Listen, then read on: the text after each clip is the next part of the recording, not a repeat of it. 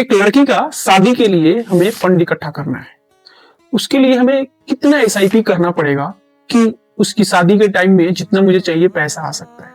तो एक हम देखते हैं गोल बेस्ड प्लानिंग कि अभी मैं आपको टूल पे ले चलूंगा एसआईपी पे, और कुछ मान लेंगे कि आपको जरूरत पड़ेगा मे बी लड़की की शादी के टाइम 50 लाख रुपया का, फॉर एग्जांपल ले लेते हैं, ज्यादा भी पड़ सकता है कम भी पड़ सकता है।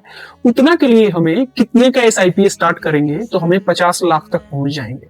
यही हमारा अभी चलते हैं और टूल पे समझते हैं।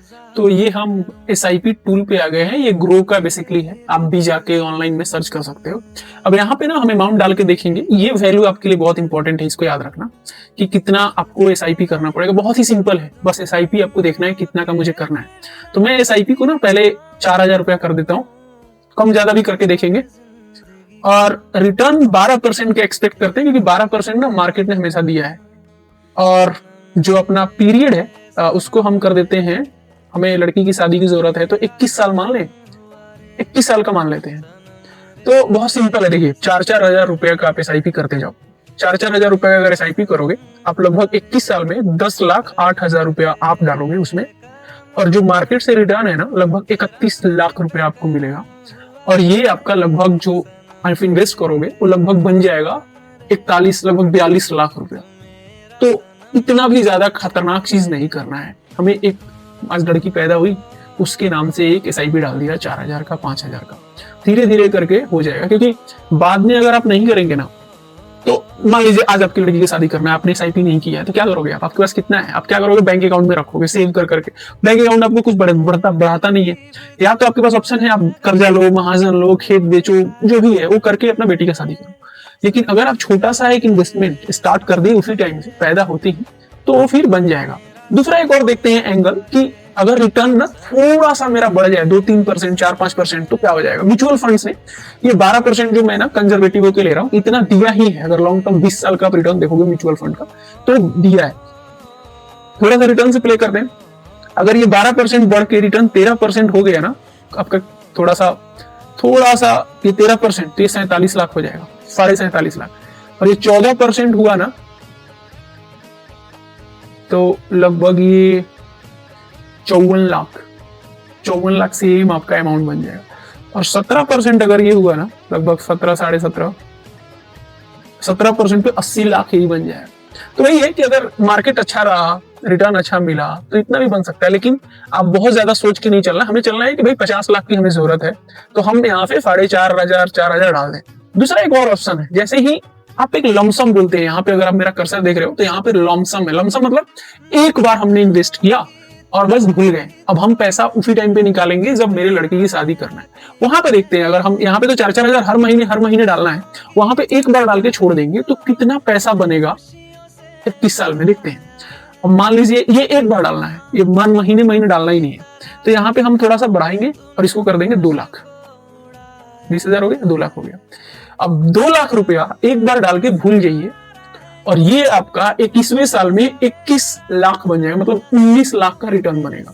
तो ऐसे ही मेरा बेटी पैदा हुई, मैं 4 लाख डाल के भूल गया, तो ये भी जितना हमारा बन रहा था ना 10 लाख पे, वो 4 लाख डाल के भूल गया। ऐसे ही सोच लीजिए कि 5 लाख डाल के छोड़ दिया। अब बोलेंगे यार 5 लाख आएगा कहां से? अब शादी करोगे तो आएगा कहां से? ये भी तो क्वेश्चन है ना। शादी करते टाइम में खेत बेच लूंगा, ठीक है, वो चीज अभी कर लो। इसीलिए करें, दोनों ऑप्शन है। अगर 5 लाख रुपए आपके पास है तो कहीं से जुगाड़ करके डाल दो, नहीं है तो ठीक है 2,000, 4,000, 5,000। एक चीज और है ना, ये एसआईपी है। किसी महीने नहीं हुआ मेरे पास 4,000, मत डालो, कोई दिक्कत नहीं है। किसी महीने मेरे पास 8,000 हो गया, डालो। किसी महीने मेरे पास थोड़ा ज्यादा पैसा आ गया, बोनस मिल गया या कुछ कहीं से पैसा और ज्यादा मिल गया, अब डाल दो 10,000, 20,000, 50,000, जितना। धीरे धीरे वो आप देखोगे उसमें एकदम मैजिक जैसा पैसा बनता है। इसीलिए एसआईपी ना कंपाउंडिंग है। दूसरा, आपके पास ज्यादा ऑप्शन है नहीं, आप क्या करोगे? इकट्ठा करने के लिए कहाँ पैसा और रखोगे? आप ज्यादा से ज्यादा अपने अकाउंट में जमा करते रह जाओगे। अकाउंट आपको रिटर्न देता है 3 से 4%। एफडी करोगे 5 से 6%, और कहीं भी इतना आपको रिटर्न नहीं मिलेगा। कन्या समृद्धि वाला जो है स्कीम, उसमें 8-9% मिलता है, वो भी गवर्नमेंट का फिक्स्ड है, वो भी सही है, बट इतना रिटर्न आपको वहां भी नहीं मिलेगा। तो ज्यादा ऑप्शन नहीं है और ये चीज करना है। ये चीज भले ही 500 से स्टार्ट कर लो, 1,000 रुपया, फिर अगले महीने बढ़ा लो, फिर सॉरी अगले साल कुछ बढ़ा लो, 500 से 1,000 कर लो, उसके अगले साल 2,000 कर लो, उसके अगले साल 3,000, उसके अगले साल 4, ऐसे ऐसे करके आप धीरे धीरे ही बढ़ा सकते हो। बट जरूरी है अपना प्लानिंग करना। अगर 20 साल आपके हाथ में है और 4,000 रुपया से आप स्टार्ट करते हो, तो देखो कितना बड़ा कॉर्पस बन जाता है। क्योंकि मैं देखता हूं ना कि लड़की है, शादी करना है, लेकिन पैसा हाथ में है नहीं, प्लानिंग हमने कभी किया ही नहीं कुछ, तो हम बस सेव करते हैं और उस टाइम पे फिर रिश्तेदारों से मांगते हैं या फिर खेत बेचते हैं और बहुत लंबे टाइम के लिए हम फंस जाते हैं कर्ज में।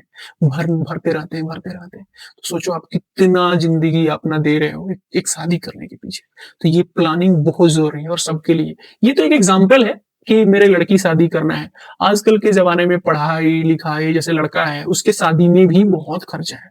अब वो जमाना चला गया, धीरे धीरे चला नहीं गया तो कम से कम तो जा तो रहा ही है ना, कि उतना आपको अब दहेज नहीं मिलने वाला है कि अपने लड़के को शादी में भी खेत बेचने की नौबत आ जाएगी। तो अपने लड़के की शादी के लिए भी आप प्लान कर सकते हो, लड़के की पढ़ाई के लिए भी प्लान कर सकते हो, हर चीज के लिए ये छोटी छोटी सीधी और प्लानिंग बहुत ज्यादा आज की बदलते दुनिया में जरूरत है।